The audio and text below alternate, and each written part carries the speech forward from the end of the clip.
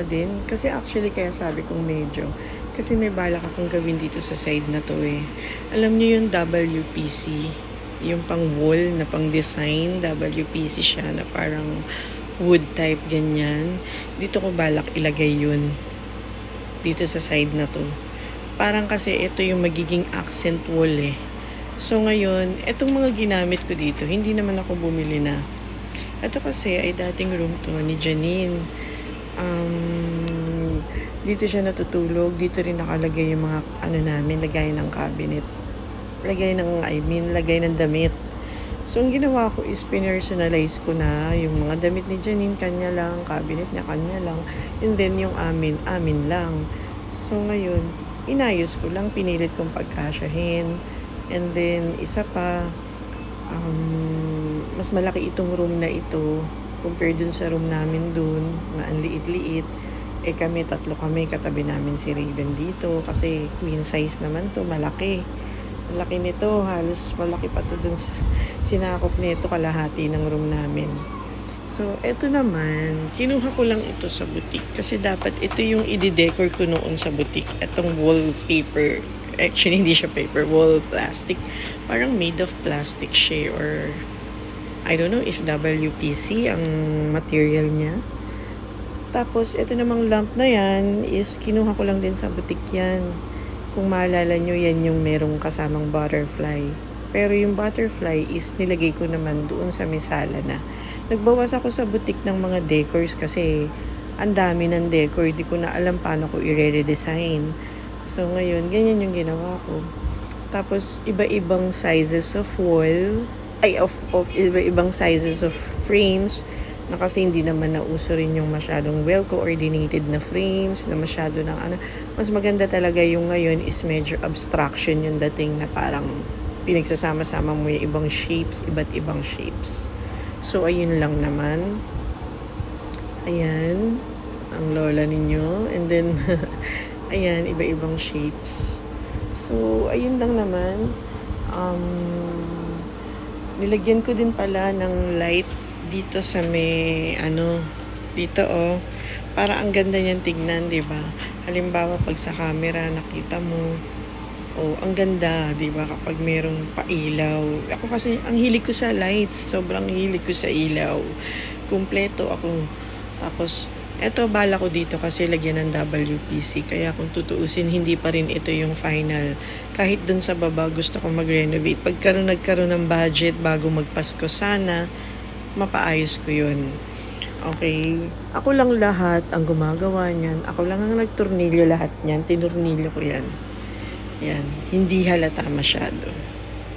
Hindi halata. Pero mga nakatornilyo, ako lahat ang nagtornilyo niyan. Actually, ayan. So, ito naman is lumang decor din sa baba. Nilagyan ko yan ng mga salamin. Yan. Feature frame. And then, yan lang. So, ito open space to kasi storage. Tambakan siya. Pero ang mga nakalagay naman dyan is mga hanger lang, ganyan. Ceiling fan na hindi ginagamit. So, ayan, nilagay ko lang din yung yung clothing rack ko dun sa may sa may baba. Sa may boutique. So, nilagay ko dito. Ito made of wood. So, dyan, in-insert ko siyang ganun para hindi kumain ng space dito kasi sayang naman din dun. So, ito naman is rack ko din yan. Clothing rack ko din yan dun sa may sa may boutique. Kinuha ko, nilagyan ko ng bag kasi lagay naman siya ng bag. Yan, ng cup. So, ayun. Ito naman si Ninyong Antique. Ito si Ninyong Antique. Ito ay sa lola ko pa ata. Ito inarbor ni. Naputol na nga yung cruise niya. Pero ito ay sobrang antique. Ang bigat po niyan. Yan yung inarbor ni ate. Dito sa may kay La Daddy. Yan lang daw ang dadali niya nung siya ay bumili ng bahay sa Laguna.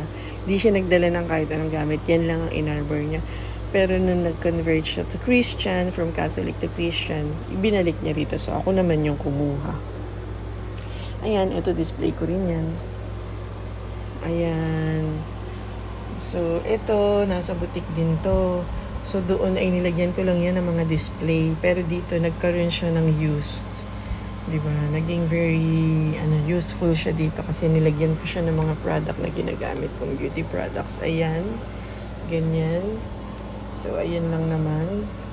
Tapos andito lang din yung mga aking mga mga keming mga kung ano-anong mga ayan. So very simple lang akong mag-ayos pero alam nyo na.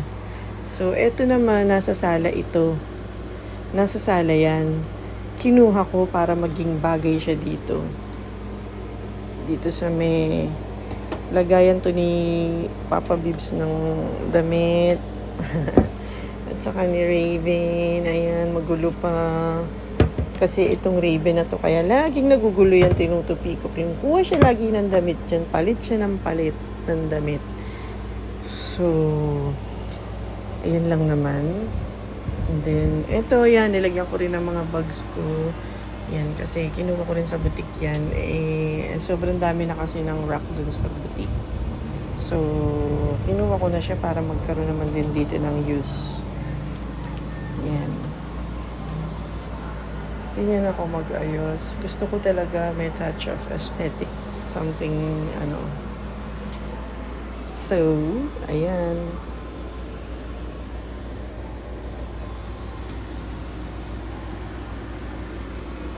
Ang hilig ko talaga sa ilaw, guys. Actually, eto, nilagyan ko rin yung likod. Kasi kapag nilagay ko sa harap yung ilaw, parang masisilaw naman yata ako nun. So, nilagay ko dito sa may likod yung ilaw para may effect siya ng light. 'Di ba? Ang ganda, nagkakaroon siya ng accent. Yung wall na bubuhay. So, ayun lang naman ang aming humble room. Tapos ito, hindi din naman siya nagagamit. Tapon-tapon lang din dun sa may boutique. Itong ratan na to, na dito ay nagagamit namin. Upuan ni Raven. Ayan. So, ayun lang naman. Ito naman ang aking area. Kapag nasa boutique ako, may area din ako doon. Meron din ako dong office chair. Doon ako naggagawa-gawa ng mga vlog ko pag gusto ko. Pag gusto kong kumanta, ililipat. Meron ding microphone din. Ang kukunin ko lang, etong gamit na to. So, kaya nilagay ko dyan kasi para very, nakatayo. Yung wire hindi kalat-kalat. Nakaganyan siya. Madaling mahanap. Kasi pag nakahigayan, di ba, parang kinalahig naman. Tapos, ito yung aking isang display na cute. Yan, face. Nilagyan ko naman siya ngayon ito. Para cute pa rin, di ba? So, lahat ng kahit na display lang siya, is may function siya. So, ayan, gamit na gamit ko yung mga lahat yan ginagamit ko talaga. Lahat yan very useful sa akin. Ito yung microphone ko. Yan, ginagamit ko pag kumakanta, gumagawa ng content, nagbo-vlog ako. Ito actually dresser to before. Dresser, may salamin dyan, merong ganyan. Sabi ko sayang kasi ang dami naming damit na kailangang So, ang ginawa ko na lang sa kanya, nilagyan ko na lang din siya ng damit doon. And then, dito ko nilagayan. So, bala ko, lagyan na lang din to ng pinto. So, papagawaan ko na lang din. So, kumbaga gusto ko talaga, pati pintura nito gusto kong paayos. Ayan. So, ayan lang naman. Kasimple lang ng aming room. Pero nakakatuwa kasi ako talaga yung nag-aayos. Ito naman, binili ko lang din to sa may sa Quiapo. Binili ko to sa Quiapo. Ang presyo niya ay 1,600 o 1,800, ganyan. Yan, mura lang yan. Ayan, pero made of na yan. Ayan, I don't know, pero parang na rin siya. Kasi nakaka-add on aesthetic touch yung isang lugar. Ng umay ba, ganun. Kapag ang isang lugar may mga ganyan, may touch of wood, 'di ba? Kumbaga ako kasi metal, gold, basta ang metal ko gold, And then, ang metal ko gold, ang wood ko is, mahilig ako sa wood, metal, aesthetic, something ganyan. As you can see, pag combine-combinein mo siya, very classy yung dating niya. Yan. And yung gold, yung mga touch of gold na ganyan. Ang ganda niya, di ba? Ayan, metal, di ba? Oh, metal yan, gold. Ito ding mga rock ko, gold din yan. Oh, gold din yan. Ito naman, wood, made of wood. Basta tas ang motif ko, mahilig ako sa color white. So, ang bala ko talaga, alam niyo yung WPC, yung guhit-guhit na parang wood, wood wall panel. Yun yung bala ko na ilagay dito sa part na ito. Para magkaroon siya ng buhay. At saka dito. Yan. Dito sa part na yan. And then the rest, white lang. Ayun lang naman, guys. So, kung may budget lang, kaya pa na mas mapaganda pa. Kung may budget. Kaya lang kasi, syempre, very nagtitipid tayo ngayon. Kaya, yan na lang muna sa ngayon.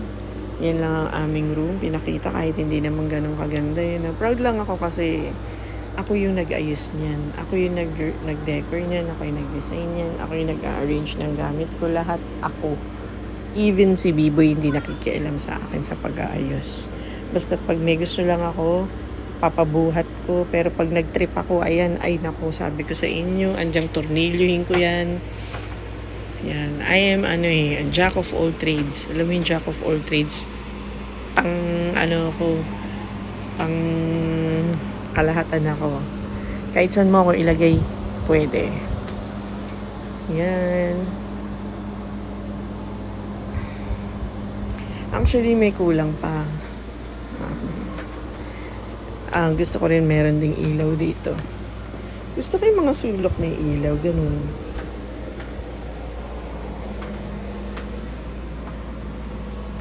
Ayun lang naman, guys. So, bye-bye na.